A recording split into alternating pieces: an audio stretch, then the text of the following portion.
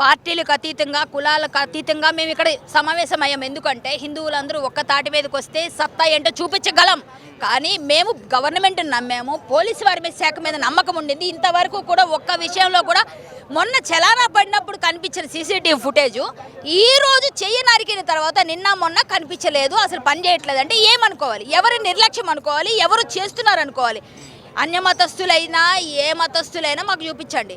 నిజంగా హిందుత్వంలో పుట్టినవాడు అన్నం తిన్నవాడు ఆంజనేయ స్వామి జోలికి వెళ్ళాడు. ఎందుకంటే ఈరోజు శని త్రయోదశి, శని భగవానునితో పాటు ఈక్వల్గా ఆంజనేయ స్వామి నమస్కారం పెట్టుకుంటే శని బాధలు పోతే ఆయన పాదాలు నమస్కరిస్తాం ఈరోజు.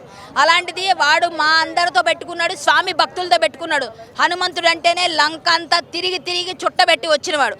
అటువంటి వారసులు వీళ్ళంతా మొత్తం అందరం కూడా ఈరోజు తలుచుకుంటే 2 తెలుగు రాష్ట్రాల హిందువులందరూ ఈరోజు ఈ రాస్తారో కాదు మొత్తం అంతా బంద్ చేసేస్తారు.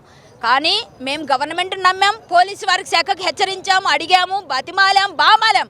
ఇంకా లేకపోతే ఏం చేస్తామండి? మా దేవుడి కోసం మేము రోడ్ ఎక్కాము. ఈరోజు ఆడపిల్లలతో సహా అందరూ ప్రతి తమ్ముళ్ళు అందరూ వచ్చారంటే ఈరోజు ఇంతమందిలో భక్తి పెళ్ళుబుకుతోంది. ఈరోజు పండగ వాతావరణంలో అందరూ ఉన్నారు.